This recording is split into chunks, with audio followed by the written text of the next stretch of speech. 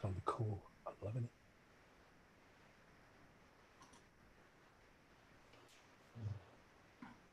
All right. It tells us that we are meeting and we are live now, streaming on YouTube. And as we continue to try to figure this whole thing out called ministry in a COVID environment, one thing that we figured is that we can always talk to people. And we actually found out that we really do have some things that we can talk about.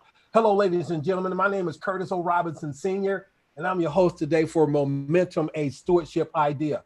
I got an assistant that's coming on, and well, not coming on today, but she's been working with me. So after a while, this thing is going to be so like, pow, out of your mind. Like, you're going to be like, oh, we got to go watch that show today. So listen, I'm Salt, and I've got my co-host with me. He's Pepper. He's Elder Jeffrey Healy, my man from the Westminster Presbyterian Church. Elder, how are you today? I was doing good. Now I'm talking to you and Pastor Redmond. I'm doing great. Thank you very much. Thank you. What a pleasure. That's what's going on, man. I appreciate it, man. How you been doing? How's family doing, man? Doing well. Got a niece that's suffering through some cancer treatments. So just when you think you're in charge, somebody tells us. And as we've talked about, there's an old saying that God never gives you more than you can handle. So I got a problem with that. I think God gives you never more than we can handle. So use the first you as singular, the second one as plural, and it helps me an awful lot. I love it. Did we talk about that this morning? Because we talked about faith this morning on the men's prayer call at 6:30 a.m. Did we talk about faith today? I think we talked about faith quite a bit, and there was one gentleman that near the end of the show had been very contemplative, and then he brought in some incredible comments. His name was Redmond. Yes. Yes. And you know what? He was so cool. We was like, "Hey man, can you say that on the show today?" I kid you not. And he was like, "Yes." Ladies and gentlemen, again, that was a great way to introduce our guest. Let's see here. He actually sent me this dynamic bio. I was like, who is this handsome fellow right here? Oh, boy. And I'm going to read some of it as I would want to do. Yes. So, ladies and gentlemen, we have with us today Pastor Joel R. Redmond.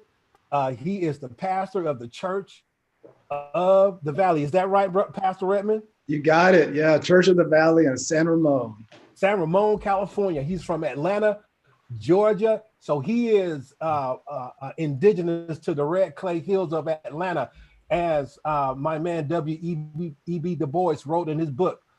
He called it Atlanta. So he was raised there as a military dependent. He's lived in France and California and Kentucky and Germany. He is married and he is in love with his wife. He says that marrying Joe was truly a gift from God. She's the perfect life partner for me. My goodness, boy, we need to keep people married. So he has 3 daughters. He talks about them. He has worked in the corporate world. He is now retired from there. He's an executive at MetLife. Am I saying that right, Pastor? You got it. I was an executive there, but yeah. He was an executive there. But no, he's an executive alumni now of Metropolitan Life. Right now.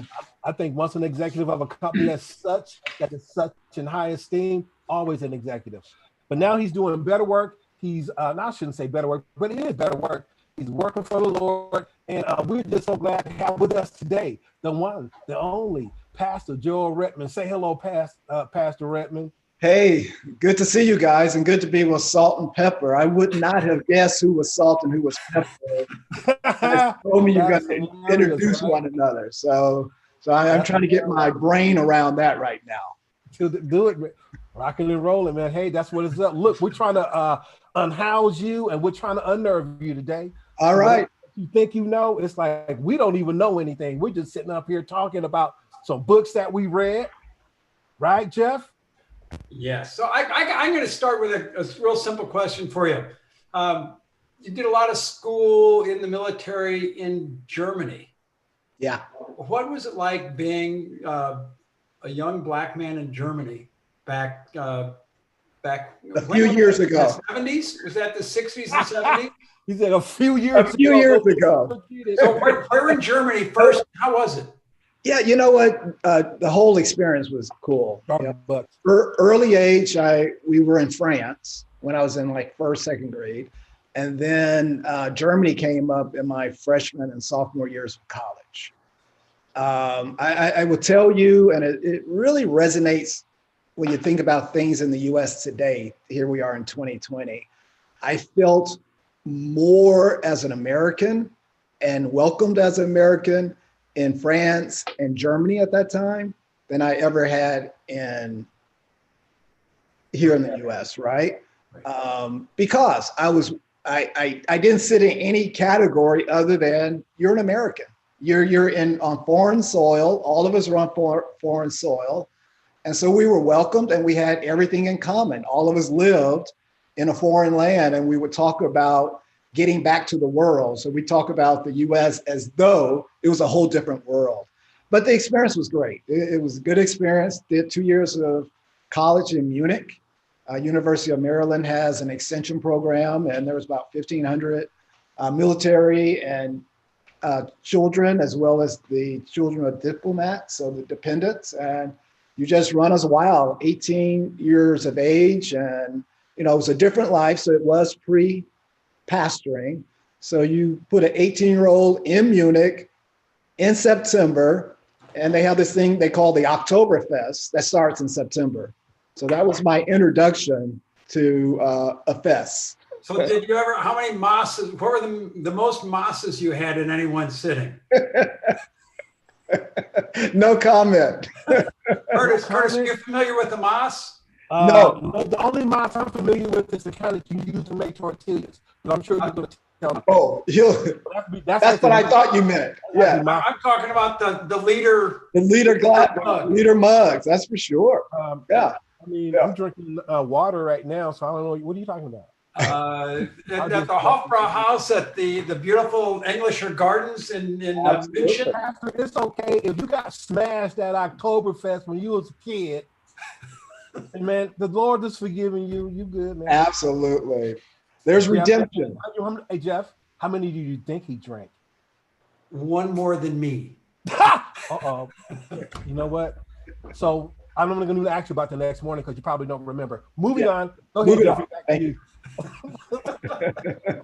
Well, before we get there, what did your dad? Was it your dad that was in the military? Yeah. So Dad was career Army, NCO, and that's another thing, right? With the military, there's really no distinction other than officer kids and NCO kids. So you all just kind of, there was some grouping, and the NCO kids, of course, were the cool kids. Right. As we didn't have to pretend anything. We just enjoyed life. And, and to me, that's what helped me become who I am today, is that I have no boundaries in terms of what others can place on me. I have boundaries that the Lord places on me. But other than that, if you have an issue with me, that's your issue. I'm not taking on your issues. Yeah, my dad was a chief in the Navy. Ah, okay. Wow. And so we lived on the Presidio for many years, actually. So I went to public school in San Francisco. So I call myself a Bay Area kid. Yeah. That's great. That's great. You talk about, you spent time in France. Now you were like very young, like 2-3 years ago. You speak fluent French right now? No. Well, that would have been the time you would have learned. That would have been the time to learn. And we were learning it then. But the issue is that, you practice it when you're there, and then you come to the US, it's all English. Same thing with, I was in college when I was in Germany. So I picked up words. I can hold a sentence, a conversation, but today, no, because you just don't practice it here. That's awesome. That's awesome. Yeah. So you went to a college, and what was the name of the school you went to in Munich? University of Maryland, Munich campus. So a lot of the students, same school at College Park. And so a lot of, when you get your associates, most folks went over to College Park in Maryland and they finish up their undergrad. I came back here to the Bay Area and finished up here at San Francisco State. So did they really call them twerps? We were not sure. Works. Oh my gosh. Are we going to get to the Lord at some point? Well, I was right down the road from College Park when I was in college. So. Oh, okay. Yeah, Lord knows we're gonna get there. What's a twerp? What's a twerp? Well, Maryland's the Terps, the Terrapins. The Terrapins. We call them the twerps because they called us not very nice things either. Okay. That's the Navy stuff? Yeah. Annapolis? Yeah. Okay. I got another question. See, I have a friend who teaches at the University of Padua. She's a professor. So I'm going to call her. I thought you went to actually, a university there. No problem. So, the boundaries. James Baldwin, in one of his essays, has suggested that he found out that he was an American when he went to France. Yeah.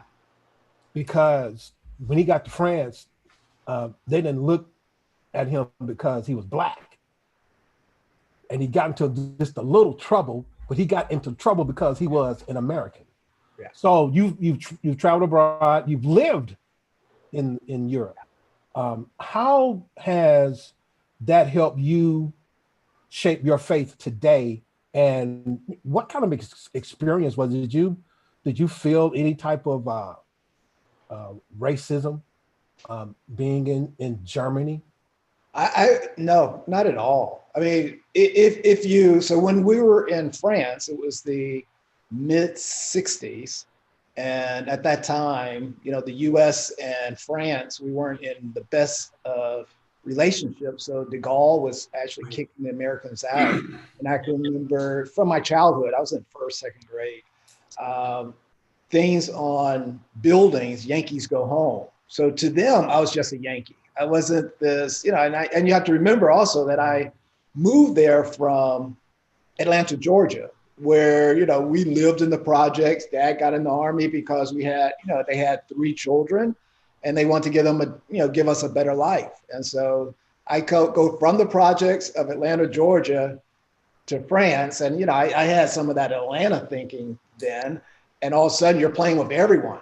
And that was foreign to me. And the only thing that stood out to anyone else was the fact that I was American.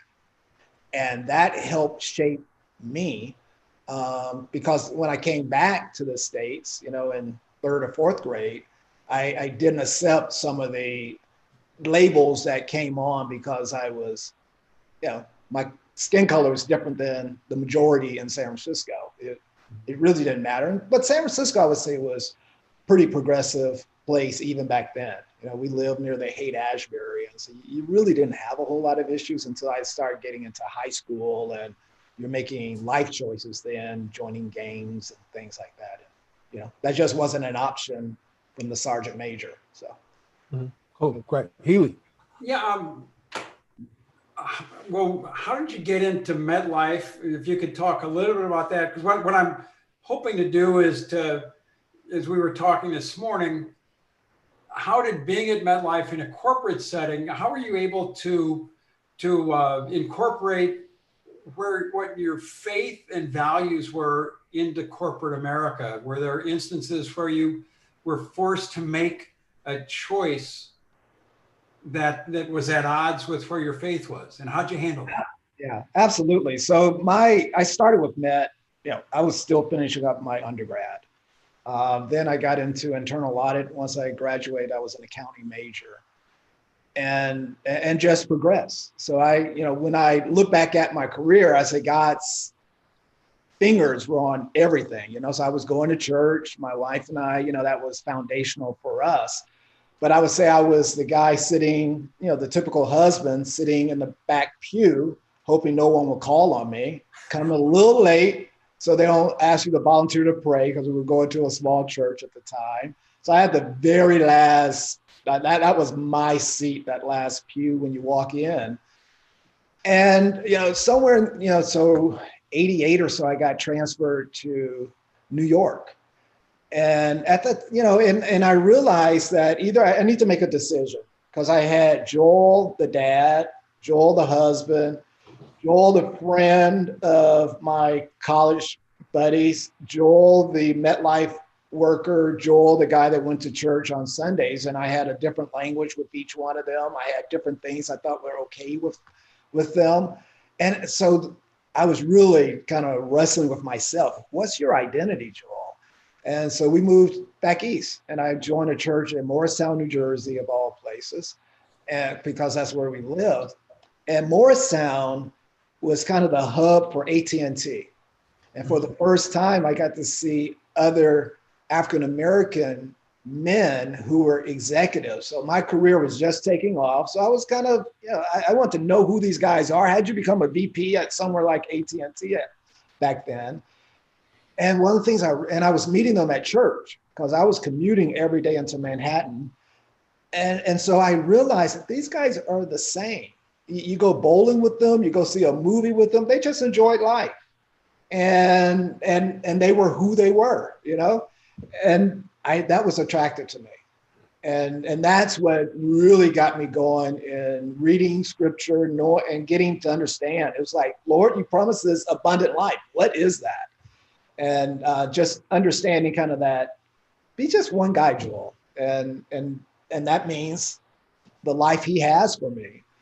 To your question on, do you have conflicts? You do have conflicts. And there's a conflict of what's allowed in corporate America versus your faith. And I've had to make decisions that I can remember one instance in Atlanta where it was, it was a deal that we were negotiating, and it got to a point where I thought it conflicted with my faith. And the conflict really was that the other side, their attorney, missed something pretty significant. And this is a group I'm going to be a partner with. And I would hate for that significant miss by their attorney to mess up a relationship down the road. And so I went to a senior person and said, this is a bad miss. I know the business person that we're going to be sitting across the table from all the time. And I think I need to bring it to their attention. MetLife isn't losing anything, but if the deal goes sideways for some reason, it works to MetLife's advantage, but that's not the way we want to do business. And he said, if you feel so strongly about it, he said, I do disagree with you because they pay their attorney big dollars to find stuff like that. But if you feel so strongly about it, bring it up. And that just builds a relationship with my partner now, right? That gives me a free thing down the road when I really need something, because I then can say, hey, partner X, remember this thing? And so the integrity of business, you do that, and that becomes who people know you as. And so there's many other instances like that. You always get something down the road. You might not get it today, but believe me, down the road, there's a benefit to it. Beautiful. How often, and this is something that I've tracked with too many great people, and actually this is a good thing I've tracked with them, is as compared to those shallow people, how often the great people thank God when something good happens rather than blaming God when something bad happens. Yes. Yeah. Yeah, that's huge. I mean, if God is sovereign, he's sovereign of the stuff that we perceive as bad. I think of, oh gosh, what example do I want to say? Yeah, think about Adam. And they're in the Garden of Eden, and they're having fellowship with God, and then all of a sudden they eat of the fruit. And God comes, and you can hear kind of the wind blowing, the flowers moving, you can smell the roses. And all of a sudden they notice God is there, and they're hiding. And God is looking for Adam. And Adam, here I am. And God asks, why are you hiding? He said, because we're naked. He said, well, who told you that you're naked? And that's how I feel that some of the stuff that we label as bad, God looks at us and say, who told you that was bad? Because we know that all things work together for the good. So what you perceive as bad, that's just a short time of being bad, because it really is working for the good. And, so my thing, as hard as it is and stuff, is like, all right, Lord, you got my attention. What are you doing? Because this is painful. The pain is real. Yeah. But I know he's doing something to Joel, and so I learned to praise him that, all right, in the midst of this thing that's painful, you're spending time with me. Of all the folks in this world, you're laser focused on me, and that's just my perspective. I got one more real quick one, then I'll turn over to the much more esteemed leader of this group. You were an Army brat and did a wonderful job with there. How did you help your kids to be pastors' kids? That's a great question. The thing that and my wife and I, we're on the same page on this, is that we always told them it's about their personal relationship. And as my career was advancing, I said, you can't put me on a pedestal, because you might think I'm the best dad in the world or your best mom in the world, but don't let us become your idol between you and God. This personal relationship is very important. And we started that very young with our kids, because one of the things that my wife and I talked about was the fact, Jo is her name. One thing that Jo and I talk about is one day they're going to go to college. And if we don't give them the gift of that relationship and the value of that relationship, as parents, we're going to be worried. But God is with you all the time. You don't have to fear anything. And that was the best gift we could do, even though, we could have spoiled them tremendously. It was really important for them to have that personal relationship. And today that's what they live. The oldest one, early 40s, and then our youngest one is 27. So in between, 3 kids within that range, and they'll talk about their personal relationship. That's extremely important. Beautiful. Thank you. Curtis. Great. Thank you, Jeffrey. So, Pastor, you talked about boundaries. Yeah. And let's talk about that a little bit, because quite frankly, you're very unique. You're an African-American pastor. Let me see. You're an African-American pastor with a European background that makes you Afro-German also, and you would be the equivalent of Afro-Francais if they had an Afro-Francais. I know there's Afro-Germany. Okay. Baron von Lipskin. So I know that exists.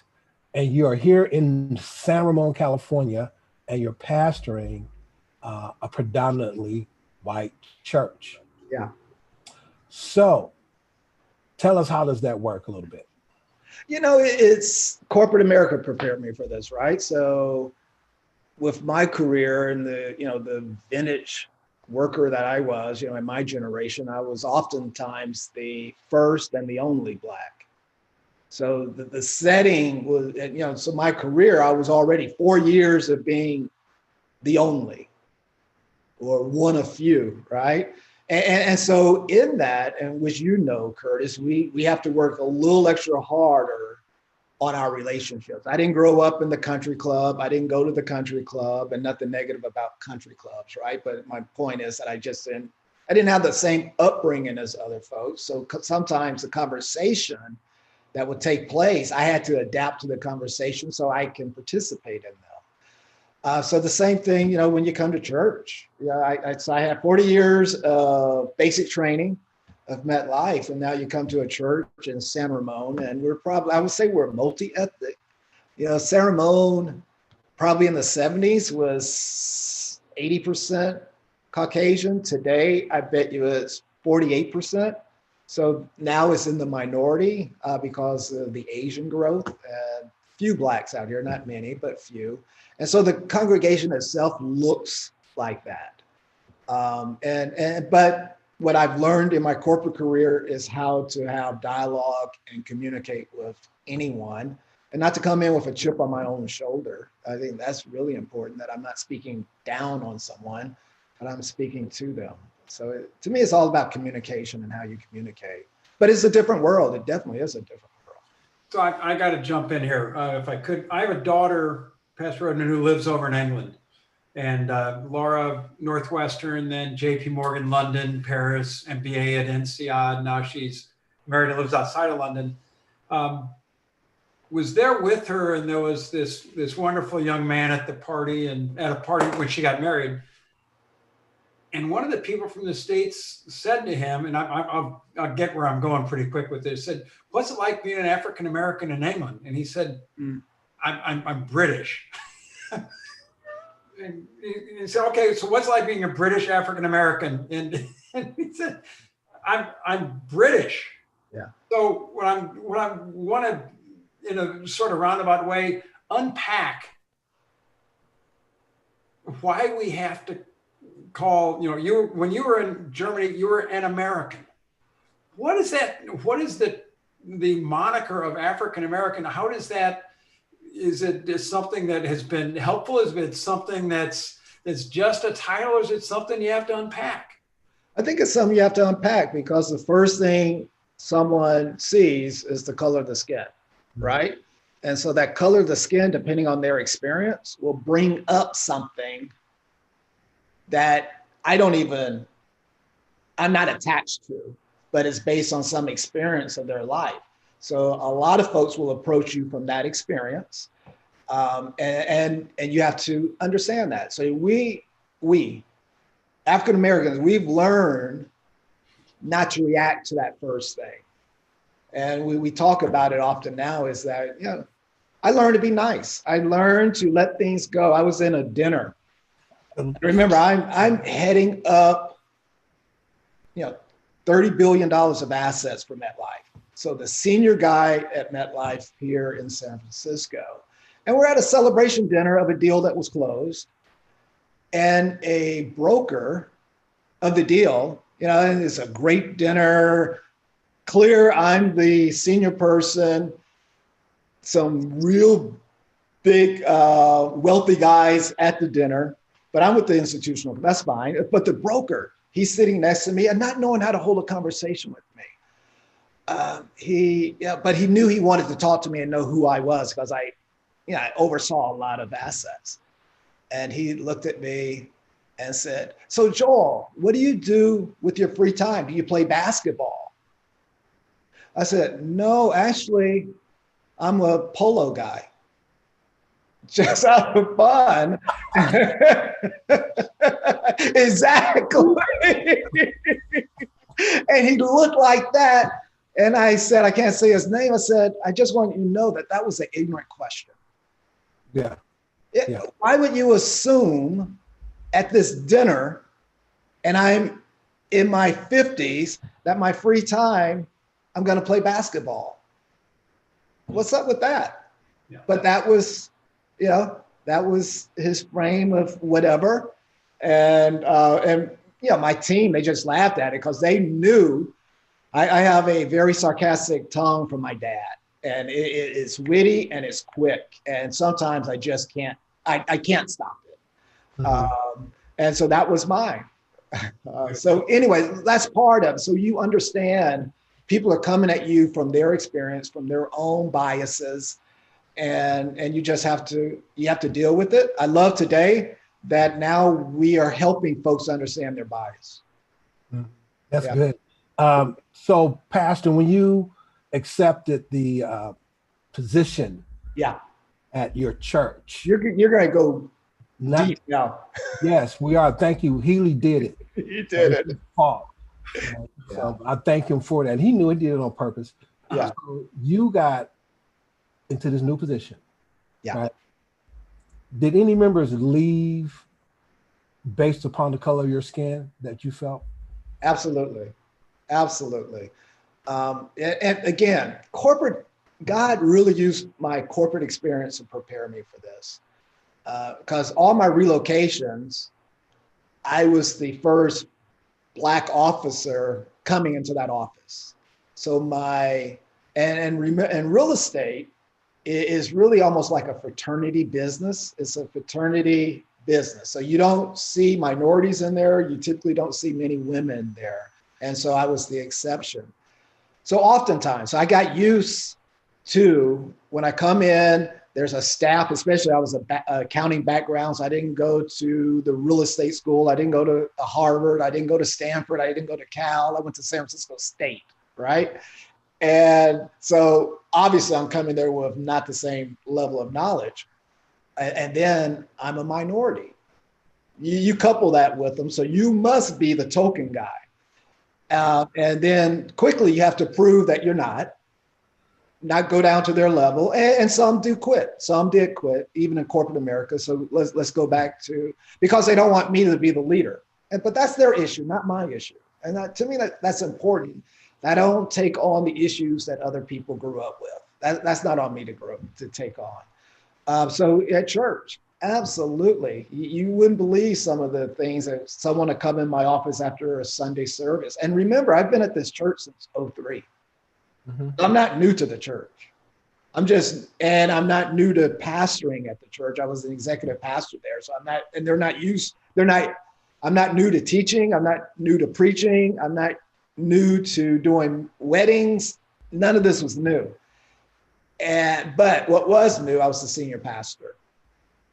And that, folks have an issue with the spiritual advisor. You think about how the U.S., not to put myself in comparison to an Obama, but just think where we are today. And it all started in '08. Yeah, some people just couldn't stand the fact that the United States had and some still have an issue with that. When they talk about his record and he was the worst in the world, and it's like, hey, wake up. How do you define the worst? But that's just part of, unfortunately, back to Jeff's question. Checking that box, American, white, black, Asian, other, that's part of our history. That's who we are. And it will be great one day. That's my dream, Jeff, is one day we check American. That's it. Yeah. That would be cool. Maybe not in my lifetime, but that would be so cool. Yeah. Because think about this. And Jeff, you probably can relate to this. I'm not sure your heritage and where they're from, but I was on a Sunday, it was a Wednesday night Bible study with the congregation with a few folks. And they're talking about this small town, Caucasian family, about the small town they grew up in Kansas. And in their small town, there was the Swedish folks and there was the German folks. And they did their own thing back then, right? As this town was being developed, they were split. And now they're all one town. So you don't know the difference between the Swedish folks and the German folks, other than, they talk about their heritage, but together they become a community. And we haven't gotten there yet in terms of the fact that there are some folks here that are of different color. And when will we get together and say, you know what, we're a community? It can happen. It has happened. But the likeness of color is the big difference. That's how the Swedish and the Germans can kind of blend together. It's a little more difficult to blend with us, right? But we have to get there. I appreciate that. Just real quickly I know you didn't ask the question, but I'll tell you anyway. We got kicked out of Ireland and came over here before the Revolutionary War. My great grandfather married a girl in North Carolina. They went through the Pennsylvania blockade of the British and settled in southern Illinois in what was to become Belleville, Illinois. In 1776, my great grandfather fought in the Civil War in lieu of a wealthy man. You could do that. He used the $300 to put himself through medical school. He fought for the North. Thank God. I have his discharge. My sister has his discharge papers. When he was 40, he had his last child. My grandfather, when he was 40, had his last child, my dad. So my great grandfather fought in the Civil War. Wow. Curtis and I have had the discussion on what it was like to be Irish. It was, our skin allowed us to sneak into places.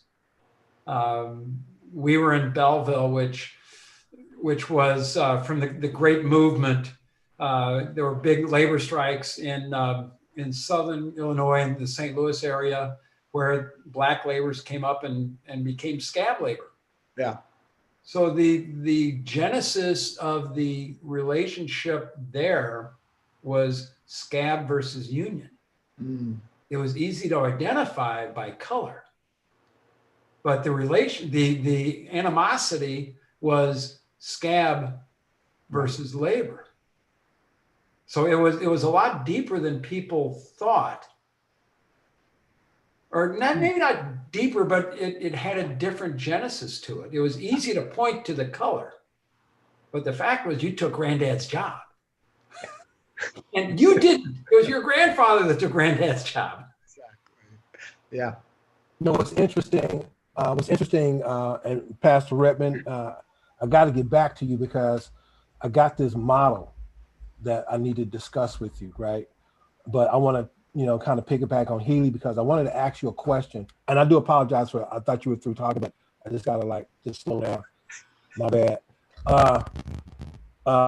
Healy, we heard Pastor Redmond talk about his, thing at the at Metropolitan Life, upper level executives, right? The only one, and I know what you're talking about. I mean, working on Wall Street, not a lot of brothers, in the boardroom either, right? So, Healy, Healy is influential. That's why I view him as that. He's a good businessman. He's savvy, right? And he's actually trying to make an inroad, looks like, into more color in boardrooms. What do we have to do to get more color in these boardrooms and women? And that's to me. I think one of the things. To Jeff, actually. Oh, to Jeff, good. Yeah. Oh, well, you can go. No, Pastor, go ahead. Well, I'll take it first, then we'll turn over to the smarter of the two. There was a book that, or there's a book called Half the Sky, and what it's talking about is it's about women and the fact that there was a leader over in Asia years ago that said women hold up half the sky. Now, we don't like hearing that quote because it was Mao Zedong that made that quote, but what he pointed to was the amount of talent that is out there, and to automatically keep women from having positions of authority has been to the detriment of all of us. Julie Castro Abrams, a dear friend of mine, runs an organization called How Women Lead. She was instrumental in getting the 2020 legislation passed that calls for boards in California by this year to have at least 20% of their board be represented by women. Now, there's a difference between diversity and inclusion. So just to check a block that you have somebody of a certain color, ethnicity, background, whatever, and say that's enough, that's not enough. That's where it begins. It's in the listening that inclusion occurs. So that's, I'm going in a roundabout way, but it's a very complex question. A board becomes better. The guidance that they can give the executives is better with broader experience.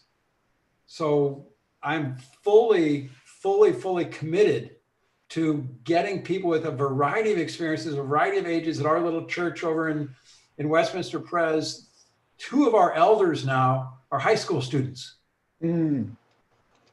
Because God's voice speaks through all of us. Yeah.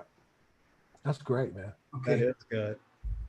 Yeah. I'll pass it off to Pastor Redmond if I could. That was a great place to pass off, because I think, to your point with the high school boys as an example, is that it's not going to happen overnight, right? So you appoint those young men now so they can get the experience. It's one man, one woman. What? Perfect. Excellent. Thank you for that correction, because that is important. Now you're moving towards where you want to be. And I think that's what we have to embrace is, what's the future that we want to embrace? And what do I own today in getting it on the track for the future? So what we have to do more of, and I'm coaching some, real estate execs. So when the George Floyd death happened, I got a lot of calls from real estate folks because everyone wants to deal with this and acknowledging that there are very few Blacks. And so they want to hear just my experience. So I'm retired now, and now they want to hear my experience in real estate. And I got to talk to them about it. And one of the things I would ask them, Jeff, is, so talk to me about your diversity. And they say, oh, we got these percentages, and they're all public, a lot of them are public companies. They're big companies, folks I know. I said, okay, so if I ask you how you're doing at your revenue side, the jobs that you value that bring in your money, how's diversity look then? And it's like, well, that's where we're struggling. So it's opening up, having a broader view and influence even. Could you be better in real estate if some of your revenue makers, brokers, your top brokers, if they're minorities, whether men, whether by color or male or a female, would you be better? Yes, we got to get there. And one of the companies told me the big issue for us is that we bring in at those levels family and friends. What does that mean? Those deals are done at the country club, is done at the family level, and we'll take risk on the unknown of someone that looks like me. Where we won't take the risk is if someone looks different than me. I was fortunate in my career that I had several CIOs, chief investment officers at MetLife, that were willing to take a risk on Joel Redman, an accountant. One of them said, I want to see how you would do. You seem so well in criticizing how we structured the deal to get results for MetLife. I want you to leave that Monday morning chair and come do business. I want you to negotiate deals. Let's see how you do. And that was really what he did. And he put me in a front office position. I came in as a leader. And so he took a risk because he could have easily said, well, Joel, I really want you to do it, but I want you to come in as an asset manager. So you have to take a little pay cut, but there's a promise of something down the road. And he didn't do that. He took a risk with me as a leader to lead a group that was transacting. And then I just fell in love with transactions itself. And I think that's one of the things that America has, the corporate America needs to do, is take more risk with folks that don't look like the boardroom. So you bring up a great point there. And one of the things that the research that I have read and done a little bit of is that women by and large will not apply for a job until they meet all the requirements. Yeah. But men will go, I'm going to get there. I just want to be in the room to talk to them because they're going to like me. Mm-hmm. Our resumes don't get through the door. We just, unless we meet the minimal requirements, we don't even get to the door. And that was one of the challenges of me becoming senior pastor for some, is that I didn't meet the minimal requirements. I had not gotten my master's in theology. I was, an age of which they really weren't looking for a senior pastor. So everything said not. But that's my resume, and that's my faith in God. Because you look at my resume, even if I sent that to you and say, how in the world did this guy get to oversee those in assets? Because it doesn't add up. Who did he know? Oh, that's the Moses dialogue, the narrative. Yes. Look, Lord, I stutter. Right? I mean, to the point, the text actually said God was like, Moses, I mean, do you know who you're talking to? It's like, whatever you need, I got. Okay, I'll send Aaron with you. All right, let Aaron talk. He'll be, Jesus Christ, this guy. Right? So I want to talk about this model that I watched, right? Yeah. And I think that we talked about it a little bit the other day, because I'm really drilling down, and I'm saying to white churches, white evangelicals, what have you, it's like, okay, I'm not blowing smoke with you. No more smoke and mirrors. I know what Jesus said. I read it in the book, right? And I know what he did. And then I saw what happened when people of any color just embrace the concept of Christ, right? Why do we have this show? Why am I salt? Why is Healy pepper? It's pretty simple. You know, it really doesn't matter because the salad is Christ, right? That's what you need to eat. And whatever God does to use us to make that happen, look, this is what we're serving, right? So there's this model. I'm reading this book. I'm working on my PhD. Healy, I worked it out. All right. It's like every interview I'm doing right now is one for my PhD. Sorry, Pastor. You're one of my subjects right now for this degree. Thank you very much. I appreciate it. Right? I'm taking everything.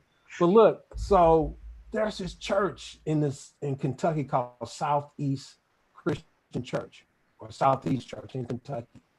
Right? They have about 25 to 30,000 members. They have like 13 campuses. Now, again, this guy, his name is Bob Russell, and I got to write Bob, so maybe I can get Bob on the show, right? And this is a PhD class, okay? This is a research degree. I'm reading the book, I go to the church's website, very impressive. They have images of colored people, right? They have images of white people. They have images of like what we say is what we say, and this is what we do. So then I broke down the campuses. I said, well, let me see what's going on. And I tell you, out of those 13 campuses or so, on average, I guess they had a staff of about 40 people, 41, 42, give or take 1 or 3. They had one man of color on staff, and he is over the multinational ministry, and his target market are African immigrants. So I'm like, how can you put images of Black people or brown people on your website, but as far as your leadership's concerned, you have nothing there? What do you want me to do with that?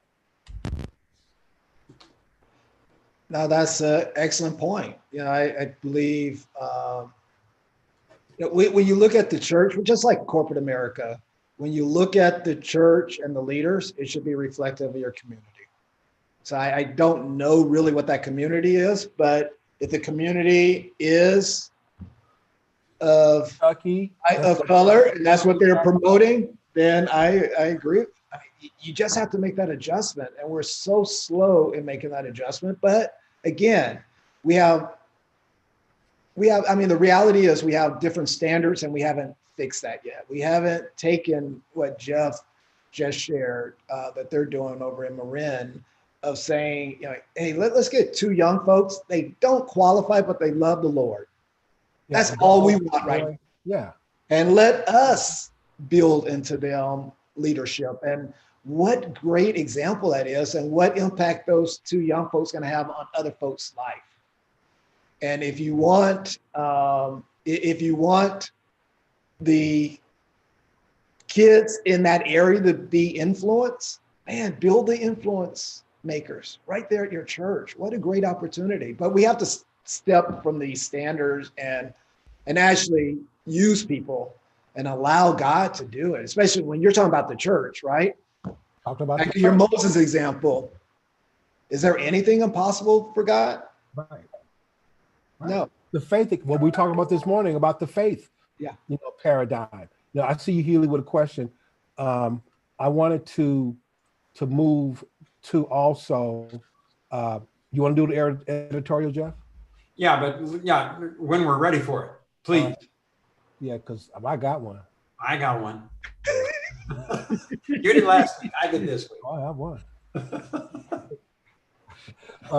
It's good. It's like the closer we get to Thanksgiving, the more effective mine will be anyway. There's something that jumped off the page, right? Pastor, because I asked, so I had to ask the question. And I said, okay, when I look at the relationship of African Americans and white people, well, Blacks and whites, because we're all Americans, right?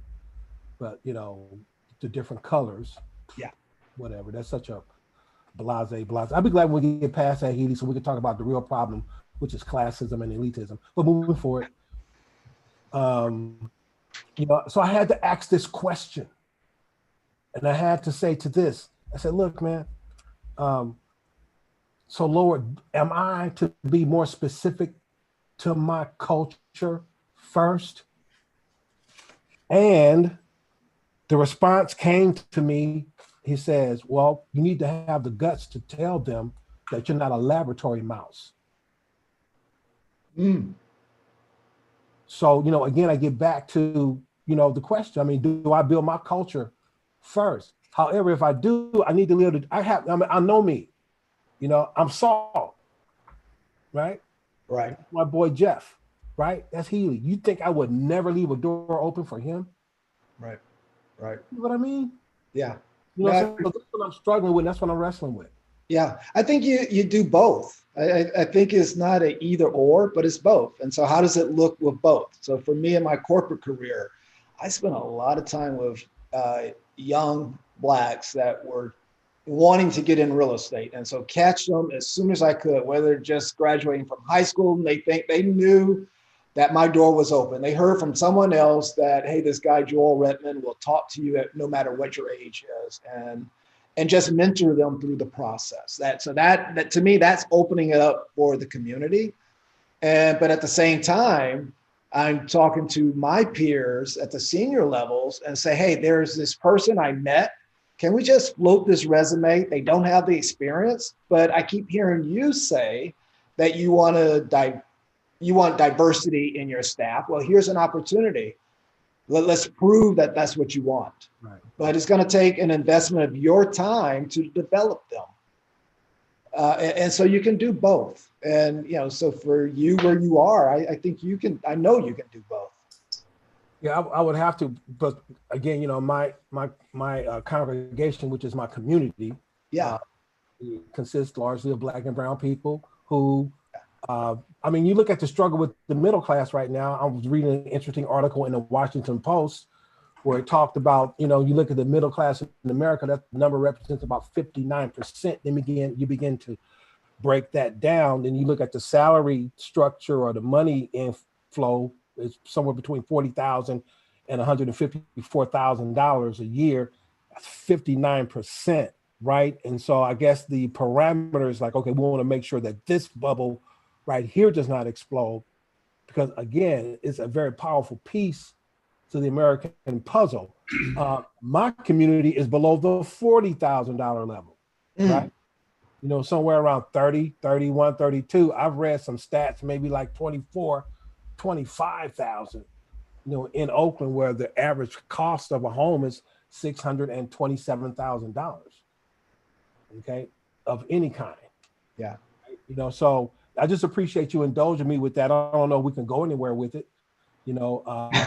Definitely won't solve it today, but I think the question always is, what's my role? So once I have this information, solve it right now. I'm like, okay, no, go ahead.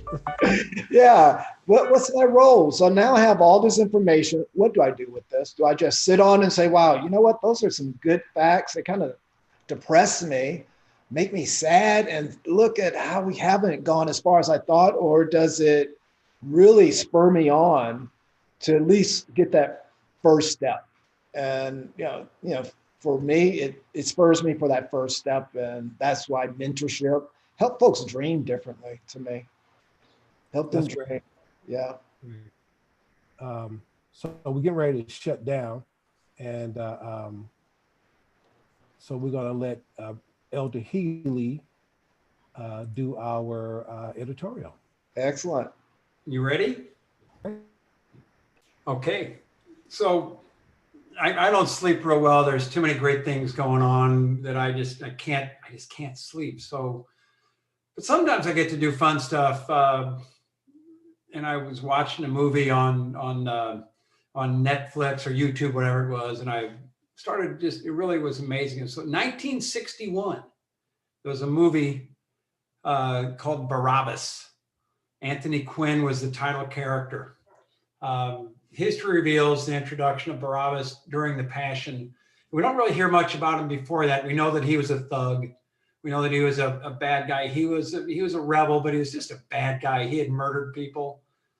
And Pontius Pilate, as was the custom, would give the people a choice at Passover to pardon one of a prisoner that was condemned. So Pontius Pilate, trying to be the clever politician, offered the Passover crowd the choice to either pardon Barabbas or Jesus. Well, the stacked deck crowd called off for Barabbas, the convicted thug, instead of the radical revolutionary Jesus. Now, Barabbas went on to live a very tumultuous life, but he had a conversion event resulting in him becoming a Christian, but he only had limited understanding of Jesus's teachings. Now, in the movie, Barabbas finds himself in Rome about 20 years or so after the crucifixion of Jesus. Nero is the emperor and has put Rome to the torch while blaming the Christians for the fire. Barabbas picked up a torch to assist the Christians, not knowing that the emperor was the actual source of the fire. At the conclusion, Barabbas is martyred. Now, flashing back in the movie, I couldn't help but think of the parallels to the political situation we find ourselves in today. Barabbas in this movie was imprisoned in a sulfur mine with no hope of finding meaning to his life. I think many people today are suffering similar existential angst. They just don't know what their life's about. An earthquake occurs, freeing Barabbas from prison.